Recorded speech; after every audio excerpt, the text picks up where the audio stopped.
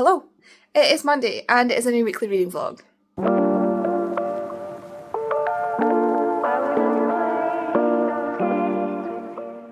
Normally you would not see this side of my living room because I'm usually over there on my chair, but I'm over here because I'm sitting on my exercise ball, because it's supposed to be good for my hips, for my physio. I think it needs blown up though. It doesn't feel like I'm quite low to the ground. I feel like Hamish has joined me. Please excuse the washing back there. Kate emptied the tumble dryer this morning so she could put stuff in the tumble dryer that was sitting in the machine overnight.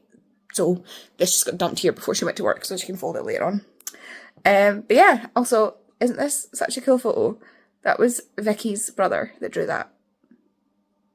It's so cool. It's my boy. Hamish, say hello to your people. Yep. An eye twitch, that's all you get.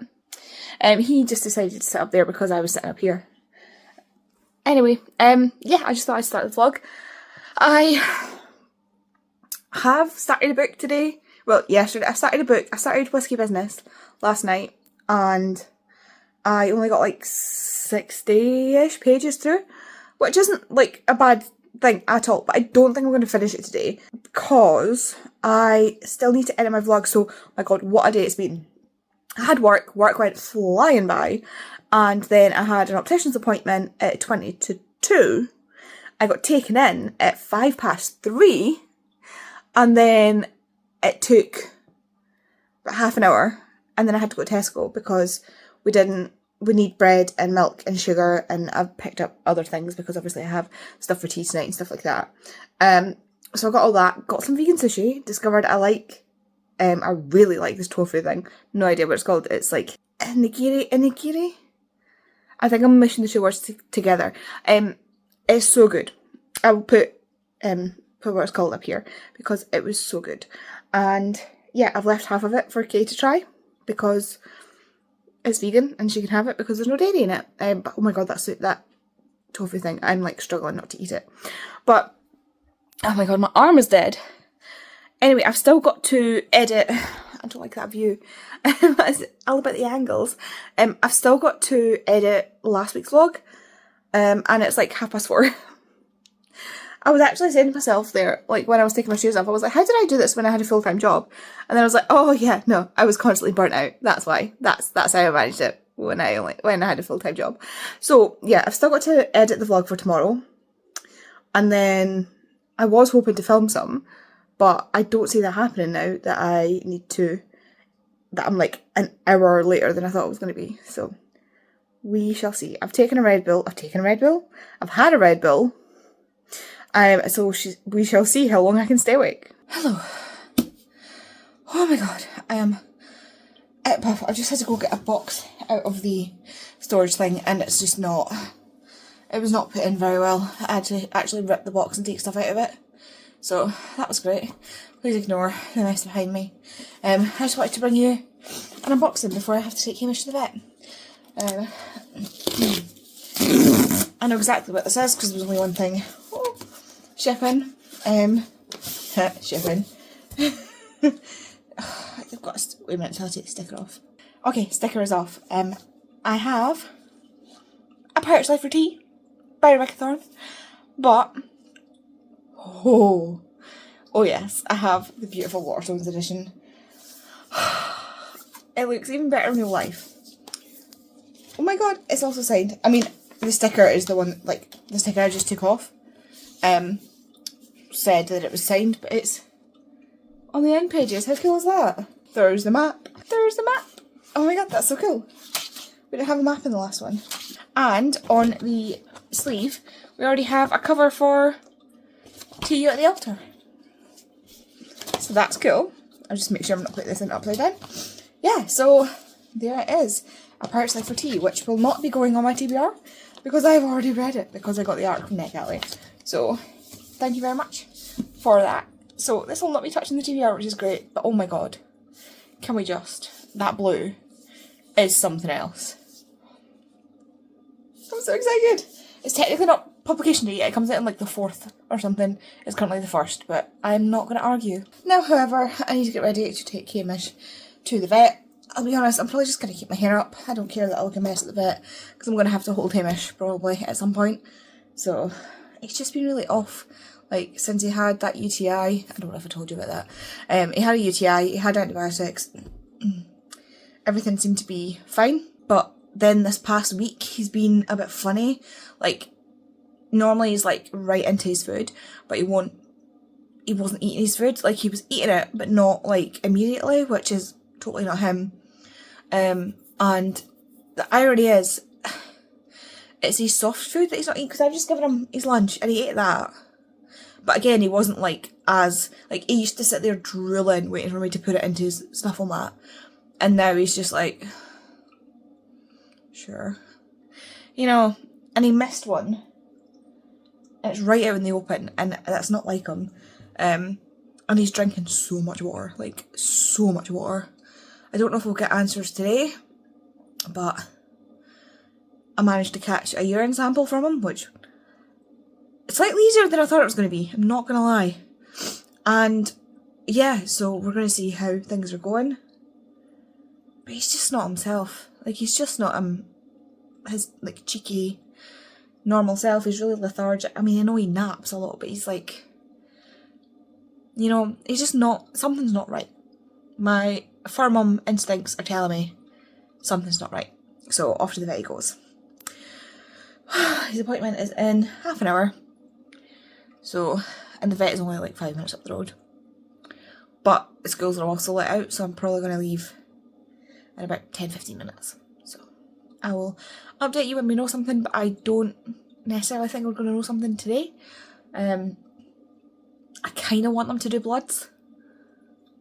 Just to see, like, I kind of want to do bloods just in case there's something up with his kidney or his liver or something. I don't know.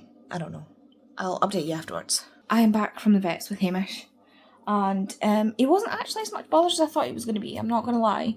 She got a good look around everything, she gave him like a full MOT, as she said, and he's definitely got a temperature, so we've got antibiotics that we now have to get in his throat twice a day.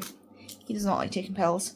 Well, that's a lie. He takes some pills, but antibiotics are ones that he won't take, so they're going to have to get like tossed down the back of his throat. I've just given him his painkillers, so he's on antibiotics and painkillers because he's got a temperature. She thinks he's got an infection. So he's got antibiotics, painkillers, which will also bring his temperature down, and they're going to send his urine away for testing. But they're also going to get him in for some bloods and some x-rays and a scan of his belly. And while he's under, they're going to trim his nails because he's a pain in the butt to trim his nails. So doing it while he's unconscious, much better. But yeah, let's just hope that it's, I don't know, she said it doesn't sound like with all the symptoms, it doesn't seem like he's got a urine infection. She was really confused that he's not been thrown up or anything. She says that would normally be what we'd expect when they have a temperature and stuff. Today, and she was saying as well about like him not eating and stuff, I was like, well, actually today's the first day he's not eaten. Like, he's only not eating his breakfast. Like, he ate his lunch, just not with as much gusto. Everything coming out the back end's fine, his pee's fine, or the peer's fine. Either he's really good at masking his symptoms, or there's something else going on.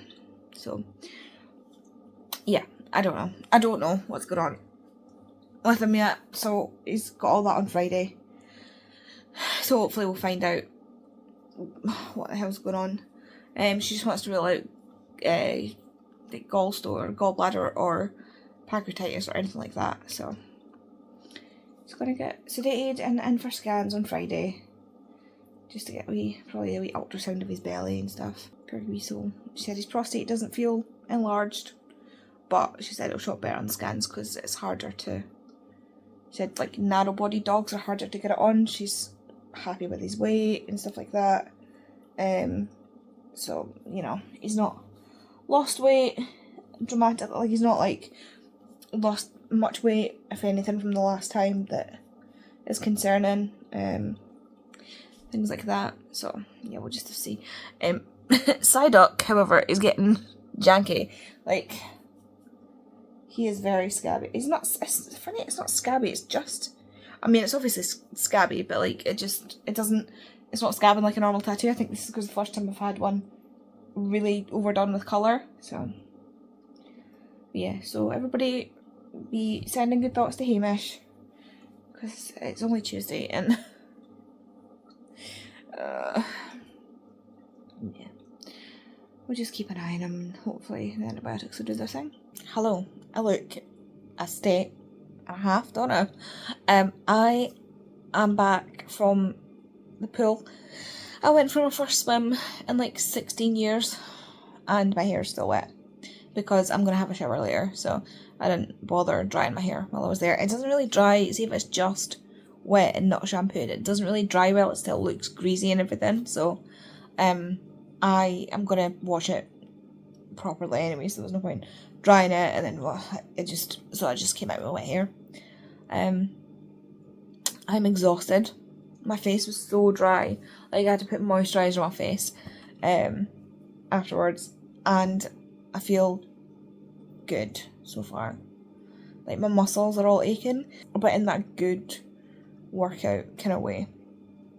So I had my physio earlier, and then I went swimming, and I know what you're thinking, that I've just had a tattoo done, and yes, that's true. But I have this, which is second skin.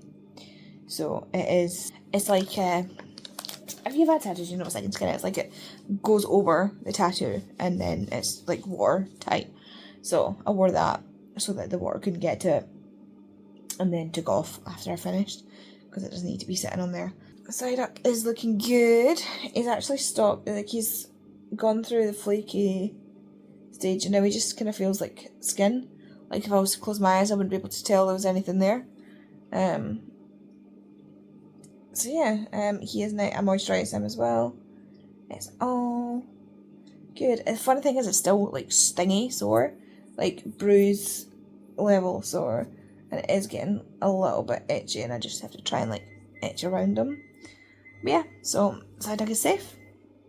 We're all good, and I'm immensely proud of myself for finally managing to get in the pool, because I was so, like, my germ phobia with swimming pools was just so high, because like, but yeah, it was good. It was, it's heated, but it's not like warm. It's not as warm as body temperature, so like it feels cold when you go in, but then once you're swimming, you're warm. But then it's nice, it's like when you stop, and like it'll slowly cool you down. But yeah, I feel good. Hopefully I can go swimming more. I think I'm gonna get a membership, and then I can go swimming more. Pool's small as well, so I don't think it's like as popular. So like, it wasn't busy. There was like 3 guys there when I got there, and there was swimming lessons on. And then by the time I left, there was like 2 women and a teenager who was splashing so much. Like, not like messing with people, splashing at them, but like when he was kicking his feet to swim and stuff, it was just like he was trying to hit the roof. But yeah, it was nice and chilled. But I went later today because I had physio, so like if I go after work when the schools are still in and everything, that might be better. Anyway, I've done reading. I'm sitting watching YouTube, and it's now the second day I've not picked up a single book. I've just finished watching Heartstopper season 3. If it looks like I've been crying, it's because I have. I will never not cry at a Heartstopper, honestly. I mean, I love Heartstopper so much. This season was so emotional. Like, even though they kind of like really thinned down a lot of like the trauma related stuff, they still did a great job, and it still made me cry. Obviously.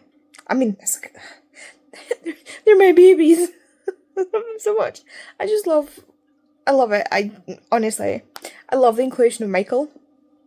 It's so funny because, like, obviously, if you just watch this, or you just have read Heartstopper and not Solitaire, like if you've not read Solitaire, you have no context for Michael. He's just dropped in there. And no context for Tori and what she's gone through. But obviously I've read all of it, so I can't understand what they've put into, like, it's obvious that whoever directs and everything and makes and writes Heartstopper, the TV show, is aware of Solitaire going on in the background, but the watchers are not, if they've not read Solitaire, if that makes sense, because Solitaire takes place throughout Heartstopper. So in Solitaire, I think originally, if I'm not wrong, Nick and Charlie were introduced in Solitaire, and then Alice decided to do a whole series, and that's what became Heartstopper, just on Nick and Charlie and how they fell in love. And the things they've added this season. There's 2 actors in this. They've added, like, 2 actors that are new to this season that I absolutely adore. One of whom is, like, I forgot how much I had, like, a crush on her. Like, she's just one of my favourite actresses ever. She is incredible, and she's so... I just love her. I just love her so much. Like, I want to be her. And then the guy that played the author, which was such a fun cameo, because it was I think it was more of a cameo than anything else. But, yeah, if you've seen it, you'll understand. If you've not seen it, I'm not going to spoil it for you. But now I need to go and edit my video for tomorrow. At least I filmed it. At least I've filmed it. But now I need to go edit it. Hopefully it's not too long. I've already been, like, ruminating over it and thinking about bits I'll cut out and stuff, so... But yeah. Oh, God, I love Heartstopper so much. Thank you, Alice Oseman, for creating this world. Creating these characters. And, oh my God, the work they've done to expand it. To just expand the characters and the stories and really bring it out in the TV series is just unreal. It's just unreal. Like, again, I don't want to spoil it if you've not seen it yet, because, like, it's literally 12 hours on screen as I'm talking about it. Obviously, you won't see this until Tuesday. But, like, that doesn't mean you've watched it, if that makes sense. Anyway, I'm going to go edit. Oh my God. I love Heartstopper so much. Does this make me want to read Heartstopper? Yes. I might pick it up after I've not read a thing yet. I might pick it up after I edit. I have not read anything in October. Not a page. Not a word has been read during October. So, we need to rectify that. And honestly, like, why not start with an entire reread of the 5 volumes of Heartstopper? I don't remember if I've tabbed volume 5. So, I might have to just reread them, because I really need to tab volume 5, you know. But this is season 3, which means that it's volume 4, because season 1 was volumes 1 and 2, season 2 was volume 3, and season 3 is volume 4, just to make it confusing. So season 4 will be volume 5, and season 5 will be volume 6, which is the last season. That is if they go, or the last volume, sorry, that is if they go, like, if they continue this way and don't combine 5 and 6, which I hope they don't. I hope we get 5 seasons of Heartstopper, and I hope they're filming it, because, like, I want them to complete it before everybody's gone away and doing stuff. Like, I think part of the reason season 3 was as late as it was is because of Joe Locke doing Agatha. Oh, what's it called? Agatha something, I can't remember. But he was in that, so obviously he had to go away and film that and stuff. Kit has obviously been in Romeo and Juliet with Rachel Ziegler? Because of his head. And, you know, the other cast will have been doing other things as well. So, which is partly why there's somebody that's not in it this season, because they're too busy. Like, they're literally, they have other contracts and they can't film. And I think they covered it really well, actually. But yeah, I am going to go and edit because at this point I'm just putting it off, so I will speak to you later. Hello, I'm editing, or I've just been editing my wrap up to go up tomorrow, and I was just looking at my Heartstopper books because I was thinking about rereading them after watching Heartstopper Series 3. And I think I said earlier in my vlog where Season 1 was 1 and 2, Volume 1 and 2. Season 2 was Volume 3. And I was thinking Season 3 was Volume 4 and it'll continue like that. But no, I've just realised, actually, hand up for spoilers, basically, when I put my hand down, you can look again, or you can unmute. Okay, but Season 1 was Volumes 1 and 2, Season 2 was Volume 3, and Season 3 is actually Volume 5 and 4 and 5. Because I just flicked through 5 and I was like, wait a minute, that's what they were covering in that season. And I was like, did they just skip Volume 4? But no, Volume 4 is basically the entire time that it's like one episode, like the journaling episode, where he's like talking about what happened to, or like, well, the first half of it is, the first half of Season 3 is Volume 5 at 4, and the second half is Volume 5. So there should only be one more season of Heartstopper. Anywho, yeah, I have been corrected on that by myself. But yeah, I'm thinking about reading my Heartstopper books again. This is part of me rearranging the shelves. I've made a Heartstopper shelf that I'm very happy with. So I've got the special edition hardbacks, we've got the paperback special edition of Volume 1, the TV tie-in Volume 1, and then the regular paperbacks, and then the fan cards, and then the yearbook, and then the rest of Alice Oseman's work. This winter, and Nick and Charlie were also melded into the Heartstopper season. I think so. So Solitaire, Nick and Charlie, and this winter all happened through Heartstopper. Radio Silence happens separately, but I think that's like, I can't even think of when Radio Silence might happen, but Radio Silence doesn't really matter in regards to the TV show, because Aled does not exist in the TV show. Aled has been replaced by Isaac. Loveless is totally unrelated. The character doesn't exist in this at all. I Was Born for this. Again, I don't think the characters exist. They just go to the school. So it's like other people that go to the school. And then Nick and Charlie in this winter in Solitaire. Solitaire is Tori's book. Nick and Charlie in this winter are novellas that are just like stuff that happens with this winter. Is like over a Christmas. I think the Christmas in Season 3 is what I think it is. And then Nick and Charlie, I can't quite remember, but I also think that probably happens through Heartstopper. But yeah, I can't actually wait to. I have not tabbed this. I was right. I've not tabbed this one, so I need to find my tabs that I was using for this, because I was using like paper tabs, and then I can tab this one as well. And get them all tabbed. I need to find. I don't think I have orange tabs, but yellow tabs. But I don't think I have orange tabs because I was matching them to the thing. Anyway, I'm just giving it now, so I'm gonna go. Hello. It is Friday and I'm finished work. Well, it's the evening, so obviously I'm finished work.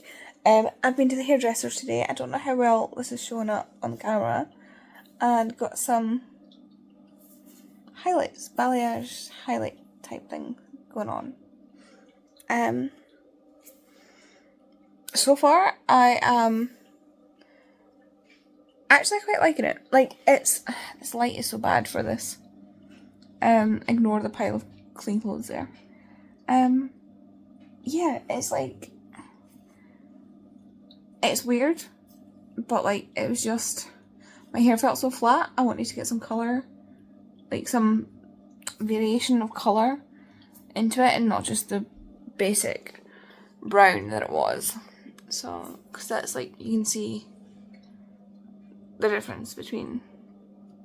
So yeah, we started off just like small, just a little bit, and then we're going to see how I like it. It's very, I don't know if I think it's too blonde. Like I feel like it feels blonde to me. Like blondes are going to be sitting there going, you're off your head, but it just feels really blonde to me. Like especially like this, like that is so blonde, and the toner will come out, so it's like it is gonna like continue to lighten, which is not fun. Well, not fun. It'll end up being like blonde, so I don't know how that's. We'll see how I go with that.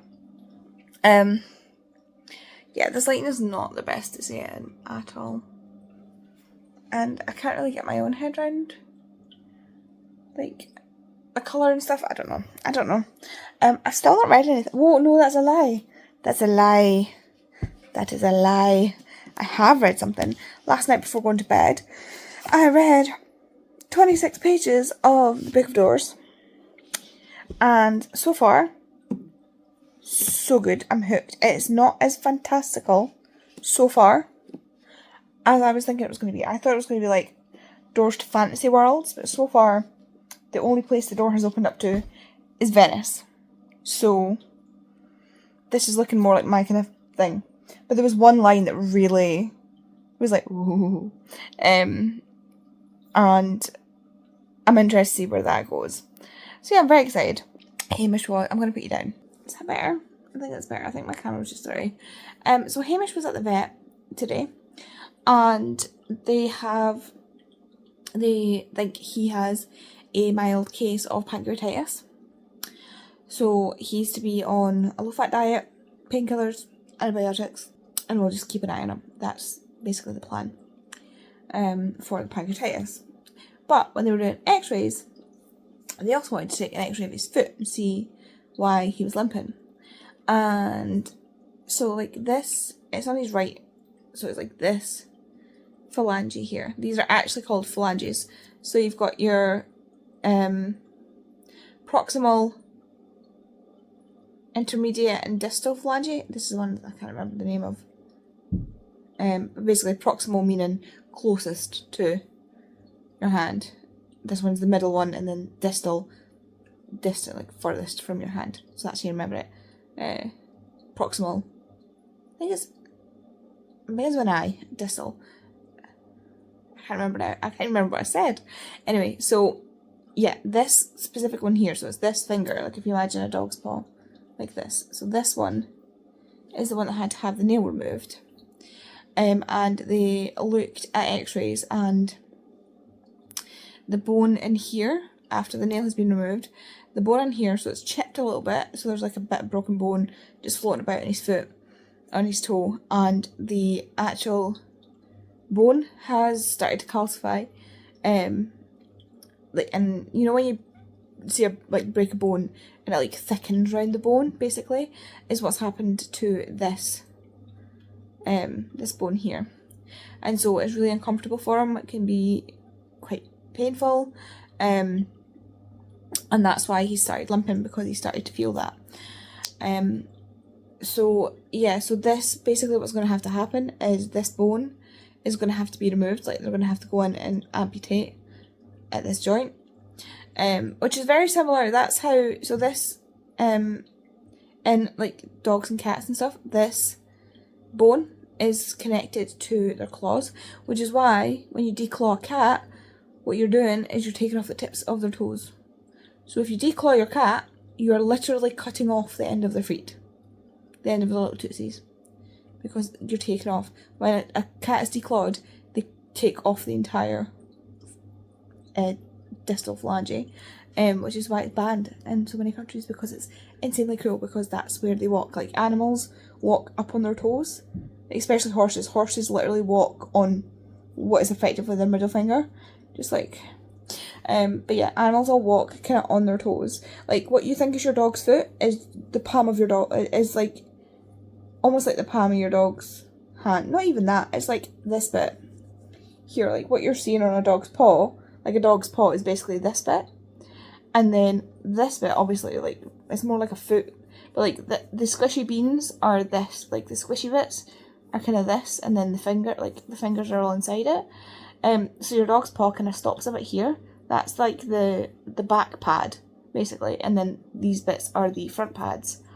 So you know how it's like almost palm shaped. So what you see is this part of the dog's is actually this bit here, and then all this length here, all this bit of the rest of their foot basically is what you think is the start of their leg. So when a dog like sits flat down, they put their whole foot down like that, and then when they stand, they're up like this. So the first bend in your dog's foot is actually the wrist, like the wrist or their ankle equivalent, and then the most of the leg that you see is this, and then you see obviously their thigh, but a lot of their thighs kind of in their hips because of the way they are, rather like we're upright, so we see like this, whereas theirs is like tucked a bit further in their mass, depending on what dog you've got anyway. With Hamish, like he doesn't look like he's got the 3 bits, like the 1, 2, 3, but he does. He's just got teeny tiny legs. But yeah, so after that anatomy lesson, yeah, so he's going to have this phalange removed, completely the bone removed, because it's causing him pain. And they were saying they had a dog in for the same thing the other day, or the other month or something. And yeah, basically after this is removed, he will have no pain. He might walk a bit funny because this is these two are the toes that they put most pressure on, and then the outside ones are kind of like put less pressure on them, because you can imagine like these 2 fingers are usually longest, so that's what the pressure is kind of going on, especially in the middle one. Like I said with horses, it's the whole middle one. But if you take away that, then you no longer have that to put pressure on, so it's going to be shorter than, like slightly shorter because of what he's teeny.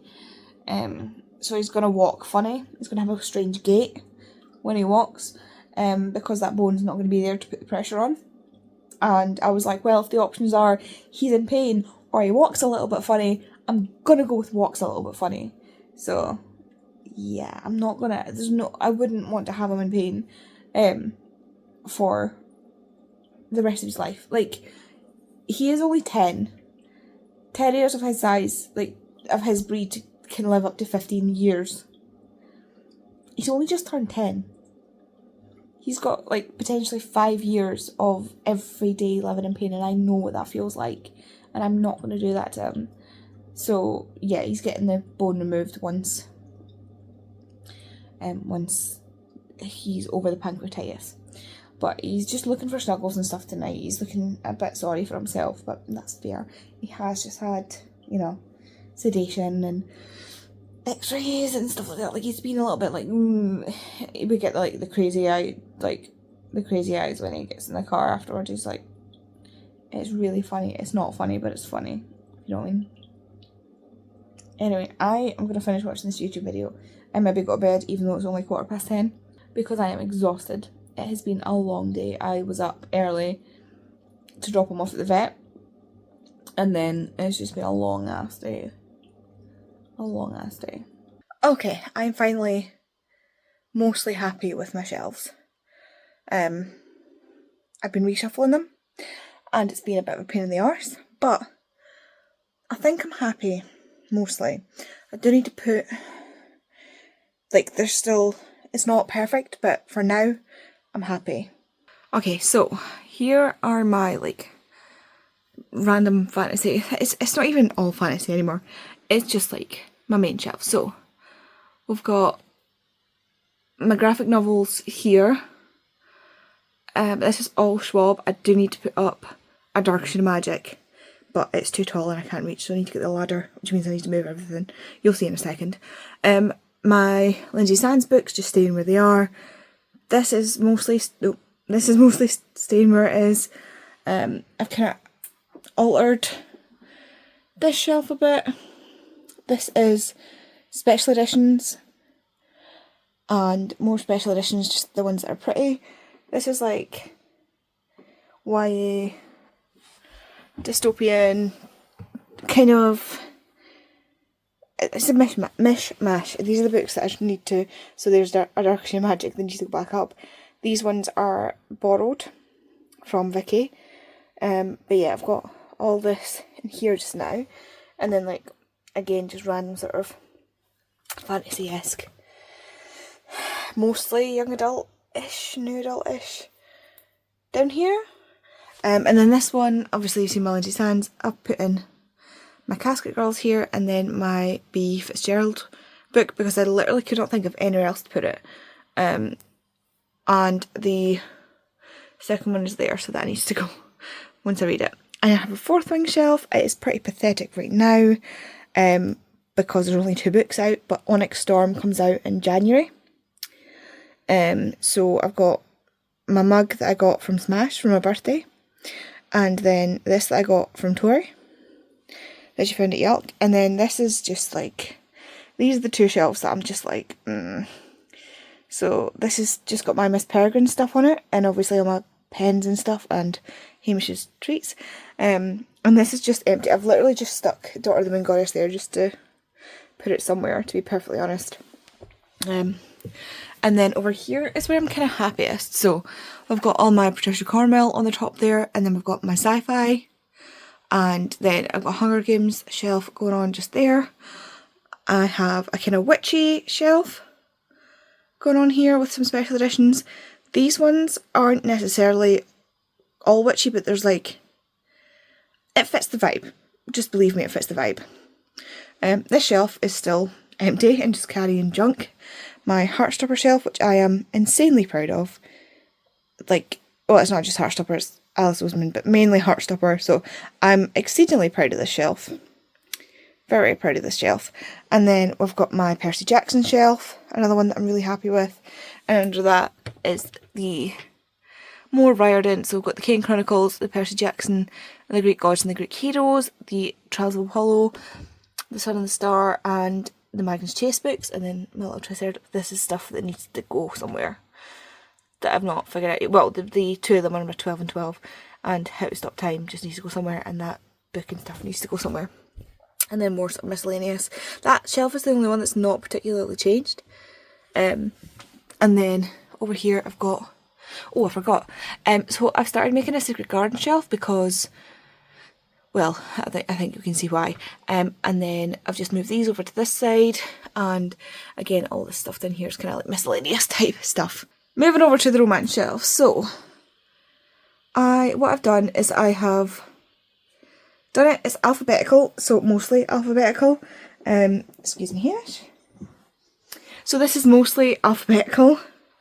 So it starts off with A and then goes along. I've left some space there because I have 5 more Tessa Bailey books to go in there. 6 more Tessa Bailey books to go in there, sorry. I've left a gap here because I've got 3 more Stephanie Archer books to go in there. There's more, again, like these 2 books that I've left gaps beside. There are sequels coming out this year, or in the next year, so I've left that there. Similarly, I've left gaps, well, I've left the gap beside husband material for father material whenever that comes out. Hamish has been a great help. And I've left this gap because of the next book in this series, but then because it moves on to this, I can't fit that in there, so this is getting its own bit. Unfortunately, I have had to split my Ali Hazelwood a little bit, which is upsetting, but we carry on. And then there's another Emily Henry coming out, obviously. Another Lizzie Huxley Jones. I think I've actually got the arc for that. Unfortunately, I will not get a matching edition because this is the Owlcrate edition. Collide is getting a sequel companion. And then there's this. So this is my Chloe Lease books and Christina Lauren. And then there is a Vary McFarlane book on my TBR, so it is going to go in that space. Moving down, all the chocolate I got for my birthday, just making an appearance there. There is a 4th American Royals book, so I left a space for that. Again, getting more Beth O'Leary, getting more Emily Rath soon. or soonish, maybe not soon, in the next year or so. And then this is just basically an Elsie Silver shelf. I've got 2 more of these books to come, so I'll have all 4 of these by December.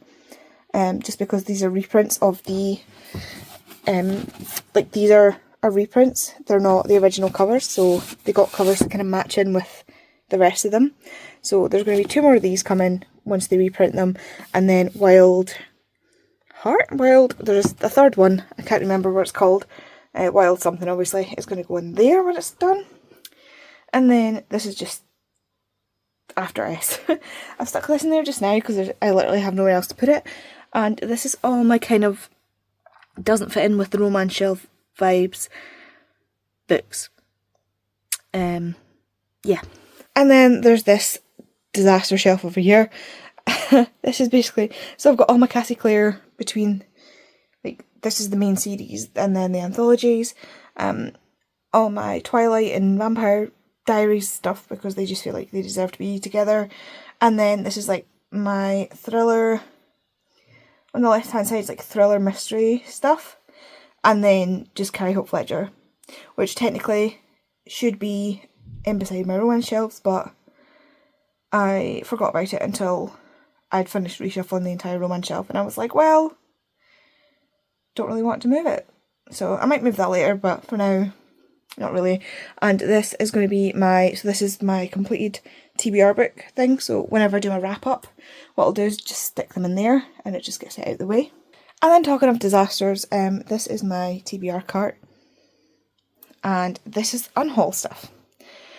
I think I might do an unhaul video. Some of these have already been in an unhaul video, but I really need to, like, I think I just need to do an unhaul video. I actually have more unhaul stuff and I don't know where it's gone. This stuff here is also getting unhauled. And oh yeah, there it is. This stuff here is getting unhauled. This is my TBR for this month, so that will not be getting unhauled. I just ran out of space. And then we come to my historical fiction shelf. So my Outlander has stayed where it is. I've rejigged my sort of special editions shelf, like specifically special editions. So like I've got the Shakespeare in Autumn, the cloth bound, kind of they all kind of fit the same vibe. So that's just what's going on there. My Kate Moss shelf, I'll be getting a new book this month that will go in that space, so that'll be great. And then my historical fiction just goes author surname, and I've got this lovely photo that I need to get up, or this lovely art that I need to get up on the wall that I just need a frame for, so that can hang out there just now while it's waiting to go on the wall. So there you go, that was highly stressful, and I can't decide yet if it was worth it. I'm actually quite happy. Do you know what, after like doing it, I am actually quite happy with the shelves, so let's see how we get on. I do leave gaps for future books, like in here, there's going to be a book in here, etc. I know not everybody does that, but I am not reshuffling our shelves every time I finish a book. That is not happening. And I'm not integrating my TBR into my shelves, because if I do that, I will forget what's on my TBR. So it's not happening. And so gaps should be left. Anyway, I'm going to go because I am exhausted and I need something to drink. Hello, it is like midnight on Saturday. I don't remember the last thing I updated you with, but I've been sitting reading Whiskey Business. I love saying that, Whiskey Business. And I am like 40 pages to the end, and then there's like a 10-12 page extra chapter, like bonus chapter, and I feel like there's not going to be a third act breakup, so we've only got 40 pages left and things are still going well. Like there's going to be there's still some issues, there's still some issues we need to address, but I don't think it's going to be like a big thing, so I don't mind that. I am so happy with this book. Like, this is what I want, or this is kind of what I want from books set in Scotland. You wouldn't know that it's not like, you know when you pick up a book that's set in somewhere in America or Canada, I've been reading a lot of Canadian books lately, and you don't, like, it could be set in anywhere. Like, you don't need to, like, they don't, like, over-exaggerate where it's set.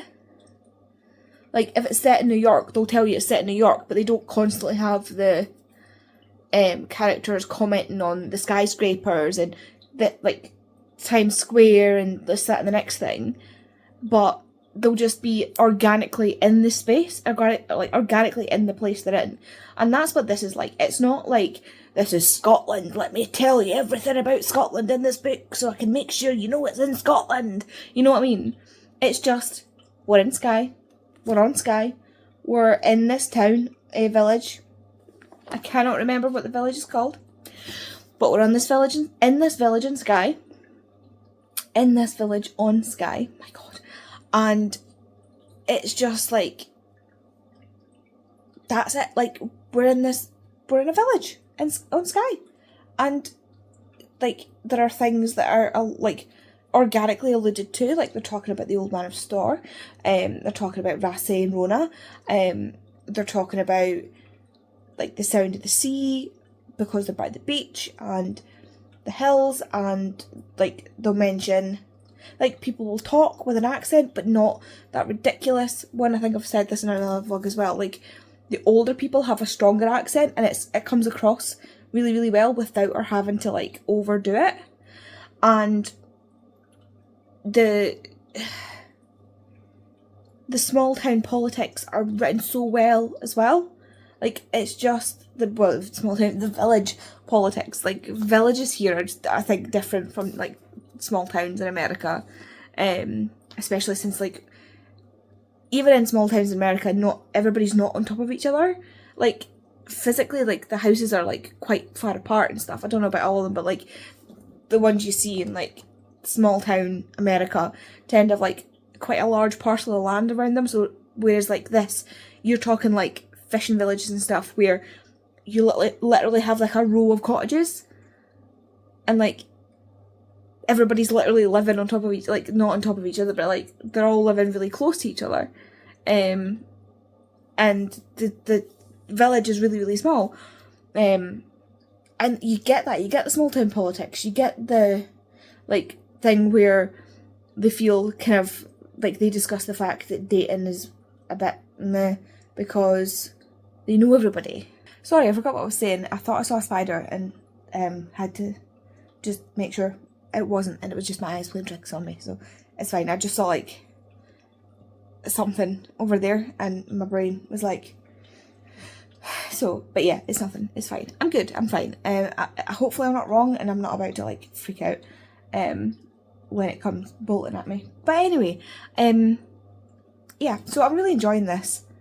And I've only got, like, this much left. Surely, there's a couple of, like I said, there's a couple of things. I'm going to put my hand up for spoilers. If you don't want to hear spoilers, then you mute me until I put my hand down. They're not going to be, like, major. Anyway, I don't know if they're going to be major or not, but yeah. Spoiler starting in 3, 2, 1. You've been warned. So they had dinner with, like, April, who's the female main character, was invited to dinner with Mal's family. Dinner with Mal's family, because, like, small village, they've known each other since they were kids. She's best friends with his sister, whatever. So his dad was making horrible comments, which is why Mal doesn't like to be around his family, like, in his family home. It's because his dad makes these really horrible, nasty comments. But there are certain things that he was saying, like, about how, so he retired 6 years ago from the doctor's surgery that he worked at. He was a GP, and he says to Mal that he could get him a job there, like, put in a word and get him a job there at work. And the way he said it was like he was currently working there, and their mum was like, oh yeah, no, like, he goes down and volunteers. That's what he means. And then he says something about April's grandfather in the present. He's like, oh, he's working you too hard.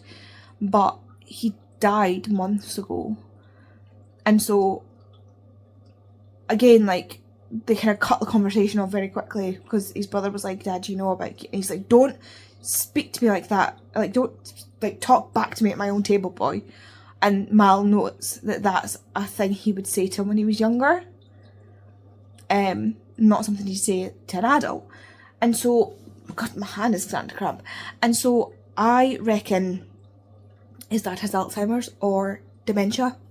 That's what I think is going on. And nobody's told them, or nobody's figured it out yet. Or their mum's trying to cover it, or something like that. That's what I think they're going to find out soon. Because they're away to go to... Are they away to go to lunch? They've been invited to lunch with his family again. I think his dad's got dementia. And that's about to be discovered by the main characters. But there's also the fact that her grandfather...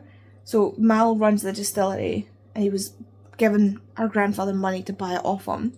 And he's already sunk 20 grand into buying it. But what April hasn't told him yet, and this is going to be like a sticking point in the relationship, is that she actually owns the distillery and she owns the house and the land.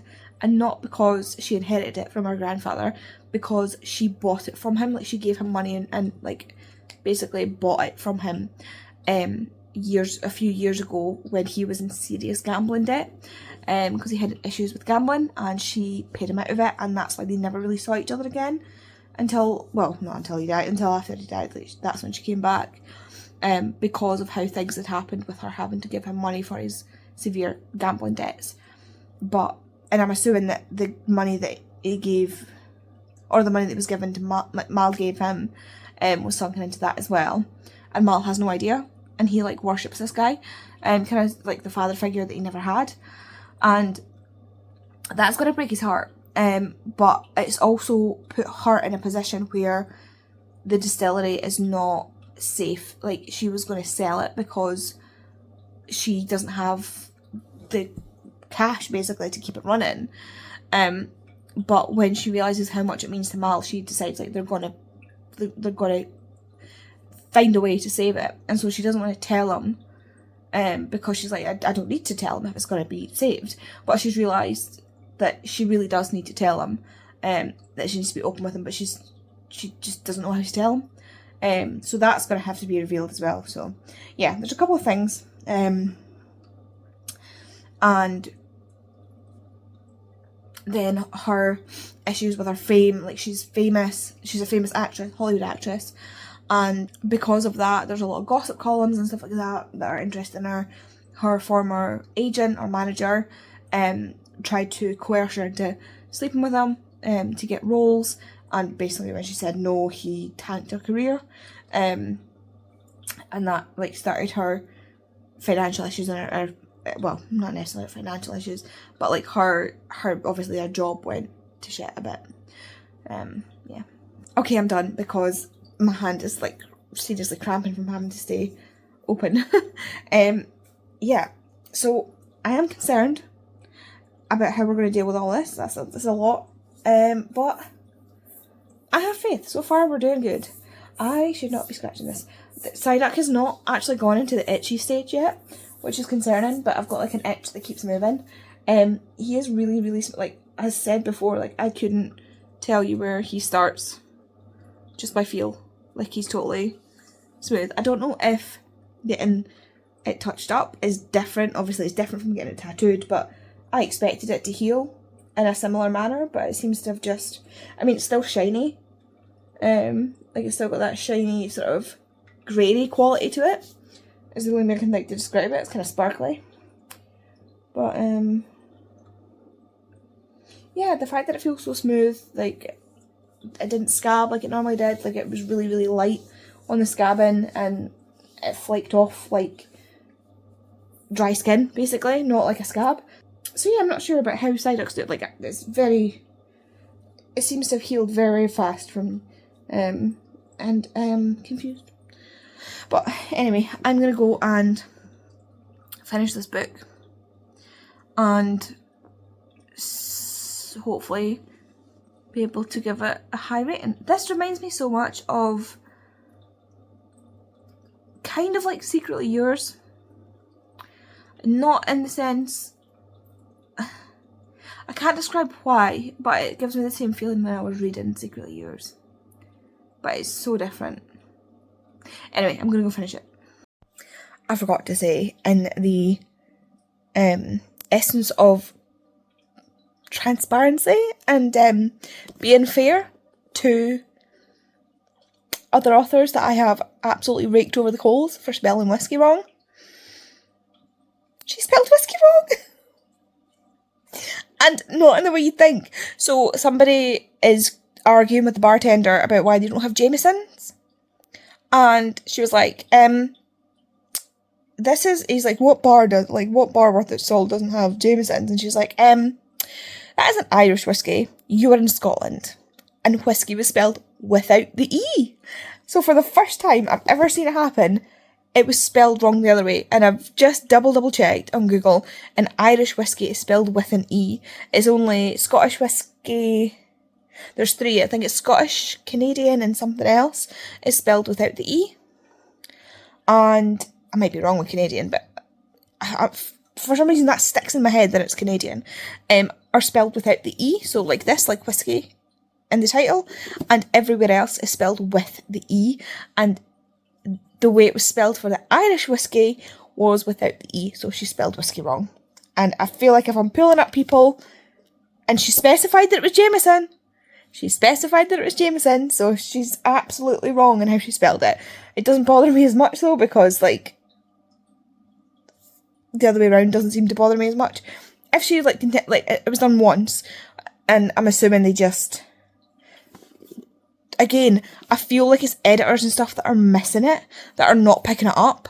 Because if she spelled whiskey without the E the whole way through this book, and then they found one with an E, they'll have gone, oh, that's wrong, and not actually picked up the fact that it's Irish whiskey, not Scottish whiskey, and therefore it's spelled with an E. But in the thing of fairness, I need to point out that she spelled whiskey wrong. It's been like 2 pages, and they've just dropped in a wee bit of Burns, and I just think it's beautiful. So I just want to just like a wee section of a Burns poem, and I just think it's really beautiful, and I just felt like I needed to let you know and read it to you. So it goes: till all the seas gang dry, my dear, and the rocks melt with the sun, I will love thee still, my dear, while the sands o' life shall run. How beautiful is that? I love Scots poetry. I feel like that's a very simple one to translate. But basically it's saying, until all the seas gang is go dry, run dry, my dear. Till all the seas go dry, my dear, and the rocks melt with the sun, I will love you still, my dear, while the sands of life shall run. Again, I feel like that was a really easy one to translate, but just in case, that's basically the English version of what it says. But I just think it's so much more beautiful in Scots. I know it's like mostly English, but like the timbre and stuff like that as well.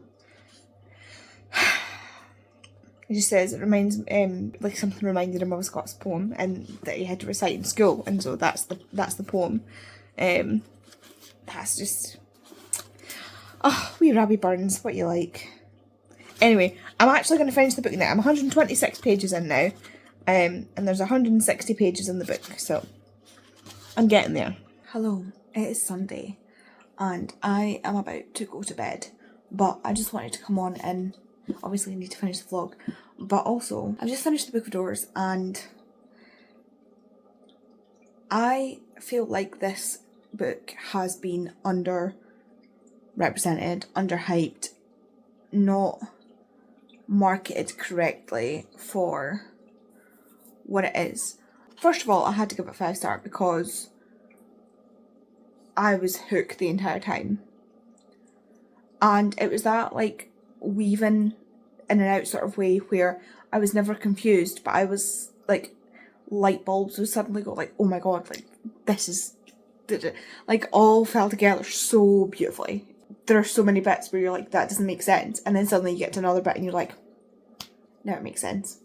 And I loved it. I loved the adventure. It almost felt like an episode of Doctor Who. Like, almost felt like Doctor Who. So we're going in and out of time and place, and I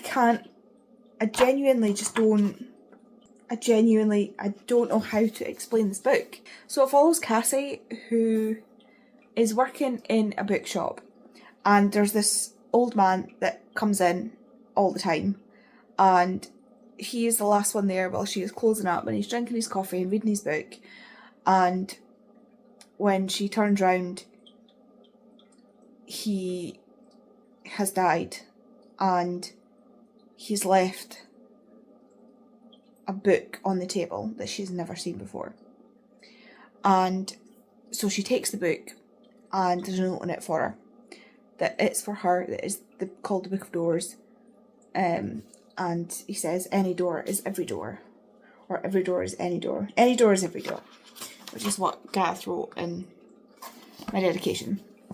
And so it starts off as like this fun, like she's trying to figure out what it does, and then but it immediately gets like quite dark.